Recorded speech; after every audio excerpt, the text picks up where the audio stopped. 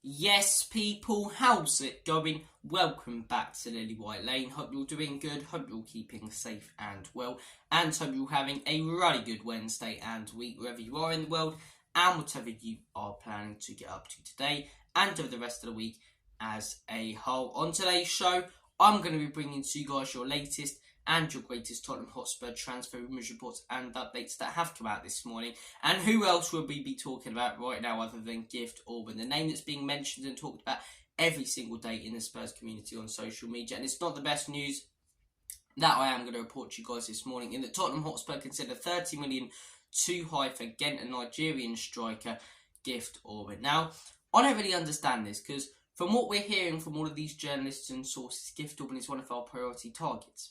He cost 30 million. Fair enough, that's slightly high, right? Slightly high. In my opinion, I'd probably label him as a 20 million player. 30 million is slightly high, but in this transfer market, that's what it's going to cost. Prices going up every single summer transfer market for players, and money's getting ridiculous in football. So 30 million for a 21-year-old exciting striker, it's not the best, but it's not the worst either. It's fairly reasonable in what you'd expect. Tottenham Hotspur consider that too high, right? And this is the bit that gets me. Spurs consider 30 million too high and don't want to pay 30 million when they just sold a player for 100 million. We currently have a net spend of 50 million when teams like Arsenal have a net spend of 170. And we're not willing to pay 30 million for a priority target when we just sold our top player for years for 100. I don't understand it. I don't understand it. It just proves Daniel Levy is a complete and utter liar when he came out years ago and said every penny that comes out of the club will be, invested, the stupid mini-me bold knobhead. And he came out and said that. And then we're hearing today that 30 million is too high for a player who's 21, who's developing, who's exciting, who's so highly rated by everyone who knows anything about football or the Belgian league in Ghent. Yet we're not willing to pay that when we literally just sold our best player for 100 million. This absolute crescent running our club. Just pay the money, man. That's why every single summer, we just can't seem to get that perfect summer, can we? Arsenal can. Man City can. Man United can. They've all had that summer where everything has gone right. We always seem to miss out on one of our main targets, and it's because these owners, they're just so tight. So ridiculously tight. We've got a net spend of 50 million. Bournemouth have a higher net spend than us. Bournemouth.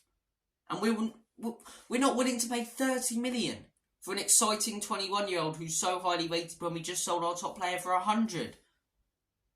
In that case, are we even going to sign anyone? Are we going to go in for another centre-back who, in my opinion, we need? Are we going to go in for a right-back and number 6 potentially? Are we going to buy anyone? Or does Daniel Levy just expect the fans to take it? Which they probably will. They probably will. Okay, we just sold Harry Kane for 100 million. None of that's going to be invested back in. They won't remember. It's a joke. Absolute joke. And people go, a few weeks ago you were saying you were happy with the summer transfer window. With Harry Kane here and the business we've done, I wasn't necessarily over the moon about the summer transfer window, but I thought it was a good window.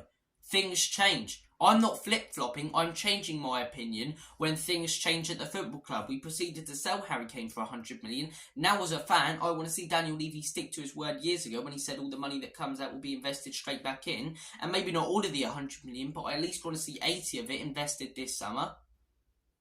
Looks like we're going to get none if we're not willing to pay 30 million for one of our priority targets. It's stupid. It's absolutely stupid. This is why this football club could never get it right. This is why this football club has never been successful under this ownership and only won 2 Carabao Cups under Daniel Levy and Enoch. 2 Carabao Cups since 1999. Because we just cannot seem to have a properly good window where we actually bring in all of our priorities. It's a joke, man. It's a joke that, yet again, the top player, just like Gareth Bale, has wanted to move on from this football club because of the lack of ambition the club has and the ambition the player has. The player in himself is more ambitious than the football club is under this ownership. But the fact we're not willing to pay 30 million when we've got 100 and we were promised years ago that all the money would be invested back in, it's a joke, man. It's an absolute joke. And look, we're going to move on to the next piece of news. I've had a little rant. I'm going to rant about the next piece of news because it leads on to something I'm also annoyed about. Hugo Lloris. The next piece of news we are going to be discussing is that it looks very likely now that Hugo Lloris will move to Lazio. This is coming out from Gianluca Di Marzio. They're very interested in the player. This should have been done weeks ago. This should have been done before the season started. Like clearing out a lot of this deadwood. We've cleared out 2 players. Does anyone remember at the start of this summer window when Paul O'Keefe and Fabrizio Romano were coming out going, Tottenham are going to have this major clear out this summer. They're going to get everyone out. Bob's your uncle. Spurs are going to clear out everyone. Hasn't turned out that way, has it? Has not turned out that way. We've cleared out 2 players. Harry Winks and Lucas Moura. Japhet Tanganga's still here, even though he doesn't have a chance of getting any game time, and Ange Postecoglou doesn't want him. Joe Rodon's somehow still in our books. And Ndombele, who looks like, he wants to go now, and Ange Postecoglou looks like he wants out. Which I don't blame him for after I've said, what is that noise outside? It sounds like a pissing T-Rex from Jurassic Park. But anyway, sorry, I'm digressing. And Ndombele doesn't look like he wants to be there. And Ange looks like he wants him out. He's still there. So we've still got Ndombele. We've still got Tanganga. We've still got Rodon. We've still got all these players who wanted and needed to clear out Sessegnon, who are not in the manager's plans, but haven't. We've still got Lloris. We've bought in our replacement for Lloris about a month ago. More than that. And we still haven't actually got rid of the man who was meant to be replaced. It's a joke. What if this deal falls through? And then we're stuck with Lloris for the season. Oh, it's a mess. It's an absolute mess. Look, I'm happy with the signings we've made this summer, but we need to make more and we need to clear out the dead wood. Maddison, I think, is a fantastic signing. Don't get me wrong. Udogie, I'm excited to see this guy this season. Yes, we signed him the other year, but he feels like a new signing. Van den Ven, I'm very happy with. Vicario will have to wait and see, but I like the idea of bringing in these exciting young players. I like the summer business we've done so far, but there needs to be more done when you consider we've got 100 million now to spend and only 2 players have been cleared out of this football club. We need to do more. 2 weeks left.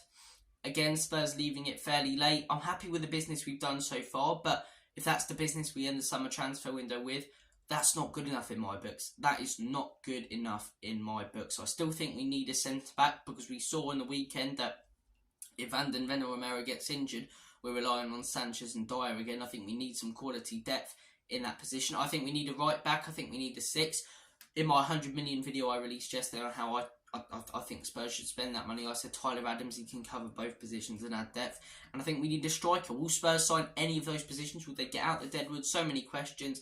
Again, as fans, we're left to ponder about. Guys, thank you for watching this video. You guys have been absolutely cracking. Take care of yourselves. All the best. Have a smashing day and week. And as always, come on you Spurs. In Big Andrew we trust. But most importantly, Enoch and Levy out.